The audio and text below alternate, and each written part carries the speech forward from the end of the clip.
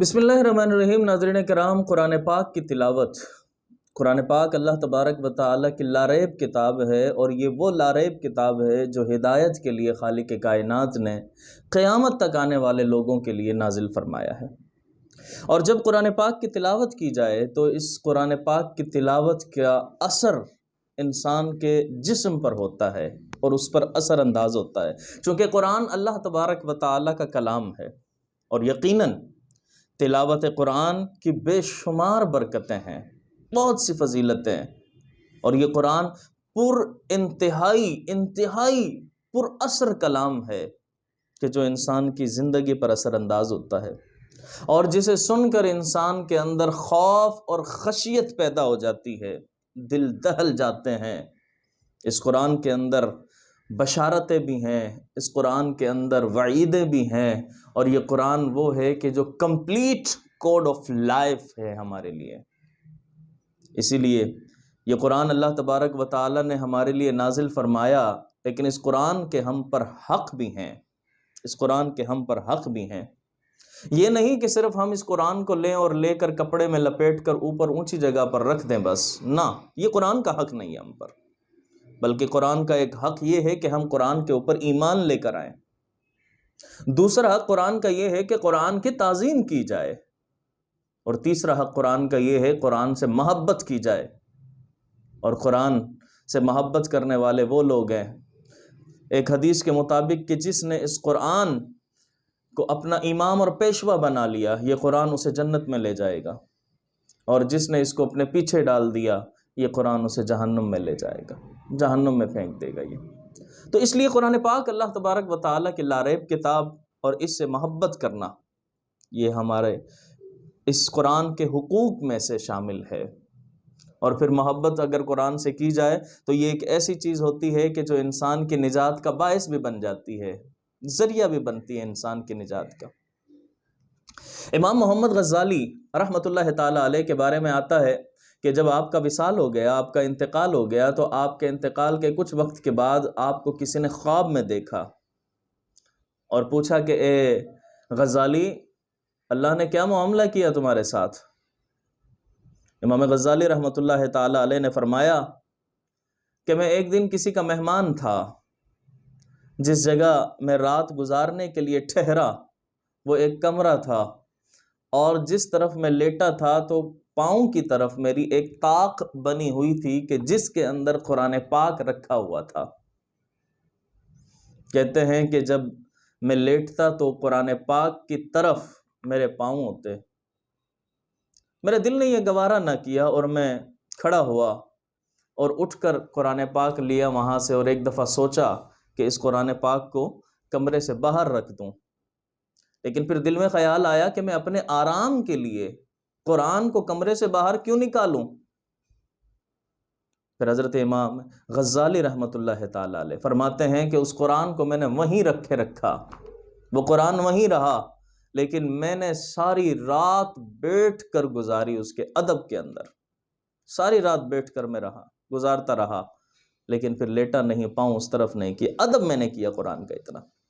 کہتے ہیں کہ بس یہی ادا اللہ تبارک و تعالیٰ کو پسند آ گئی، اور خالق کائنات نے اسی ادا کے صدقے سے مجھے بخش دیا ہے۔ تو ناظرین کرام، قرآن پاک اللہ کی لاریب کتاب، اور یہ بڑی محبت والی کتاب ہے، اس سے محبت کیا جائے، اس کو پڑھا جائے، اور اس کو پڑھ کر اس کے اوپر عمل کیا جائے۔ اور اس میں یہ کوئی شک نہیں کہ جب قرآن پاک کو انسان خشیت اور خوف کے ساتھ سنتا ہے تو یہ اس کے جسم پر اثر انداز ہوتا ہے۔ آئیے میں چند بزرگان دین کے واقعات آپ کے سامنے رکھتا ہوں کہ جب وہ قرآن کو سنا کرتے تھے تو کس طرح ان کے اوپر خوف اور خشیت طاری ہوا کرتی تھی۔ حضرت عبداللہ بن مسعود رضی اللہ تعالیٰ عنہ آپ فرماتے ہیں، یہ بہت اچھے قاری قرآن تھے، رسول اللہ صلی اللہ علیہ وآلہ وسلم نے ایک مرتبہ ان کو بلوایا اور فرمایا کہ عبداللہ ہمیں قرآن سناؤ، قرآن کی تلاوت کرو۔ فرماتے ہیں میں نے عرض کی کہ اللہ کے نبی، میں آپ کو قرآن سناؤں؟ حالانکہ آپ پر قرآن نازل ہوا ہے، ہم نے آپ سے قرآن پڑھنا سیکھا ہے، میں آپ کو قرآن سناؤں؟ رسول اللہ نے فرمایا کہ ہاں عبداللہ، مجھے اوروں سے قرآن سننا اچھا لگتا ہے۔ آپ فرماتے ہیں کہ میں نے سورۃ النساء پڑھنا شروع کر دی، سورہ نساء شروع سے پڑھتا رہا، جب میں اس آیت پر پہنچا فَكَيْفَ إِذَا جِئْنَا مِن كُلِّ أُمَّةٍ بِشَهِيدٍ وَجِئْنَا بِكَ عَلَى هَؤُلَاءِ شَهِيدًا۔ آپ فرماتے ہیں، رسول اللہ نے فرمایا، اے عبداللہ اب بس کرو۔ بس جب میں نے نگاہ اٹھا کر جو دیکھا رسول اللہ کے چہرہ اقدس کو، تو میں کیا دیکھتا ہوں کہ آپ کے آنکھوں سے آنسو جاری ہیں اور آپ کا چہرہ اشک بار ہے، اور اتنا اثر انداز ہوتا ہے رسول اللہ صلی اللہ علیہ وآلہ وسلم کی ذات اقدس پر۔ اسی طرح سے حضرت امیر المومنین ابو بکر صدیق رضی اللہ تعالی عنہ، یہ جب قرآن پاک کی تلاوت فرماتے تو آپ کو اپنے آنسوؤں پر اختیار نہ رہتا تھا، اور بے اختیار آپ زار و قطار رو پڑتے تھے، آنکھوں سے آنسو جاری ہو جایا کرتے تھے، اتنا اثر انداز ہوتا تھا آپ کے جسم پر۔ اسی طرح حضرت امام حسن رضی اللہ تعالی عنہ، حسن بن علی رضی اللہ تعالی عنہ، روایت ہے کہ ایک بار امیر المؤمنین حضرت عمر فاروق رضی اللہ تعالی عنہ نے ان آیات کی تلاوت کی، ان عذاب ربک لواقع ما له من دافع۔ فرماتے ہیں ترجمہ کہ بے شک تیرے رب کا عذاب ضرور ہونا ہے اور اسے کوئی ٹالنے والا نہیں ہے، یہ حقیقت ہے، یہ اٹل ہے۔ حضرت حسن فرماتے ہیں کہ ان آیات کی جب آپ نے تلاوت سنی تو آپ کے اوپر ان آیات کی تلاوت کا اور خوف خدا کا ایسا غلبہ ہوا کہ اس کے سبب آپ کی آنکھوں سے آنسو جاری ہو گئے اور آپ کے اوپر رقت کی کیفیت طاری ہو گئی، اور یہ کیفیت کم و بیش 20 روز تک طاری رہی، 20 روز تک طاری رہی کیفیت۔ ناظرین کرام، یہ وہ صحابہ ہیں، یہ تو میں نے چند صحابہ کا ذکر کیا، بلکہ اور بھی بہت سارے صحابہ ایسے ہیں کہ جو قرآن پاک کی تلاوت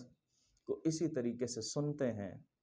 رقت کی کیفیت طاری ہو جاتی ہے، آنکھوں سے آنسو جاری ہو جاتے ہیں۔ ہمیں بھی چاہیے کہ جب ہم قرآن کو سنیں تو خوف اور خشیت کے ساتھ قرآن کو سنیں، قرآن پاک کی تلاوت کو کریں تو خوف اور خشیت کے ساتھ قرآن کی تلاوت کریں، اور سنیں بھی قرآن کی تلاوت کو۔ آخر میں آئیے دعا کرتے ہیں اللہ تبارک و تعالیٰ کی بارگاہ میں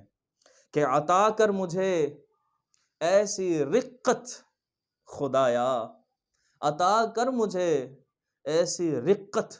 خدایا، کروں روتے روتے تلاوت خدایا،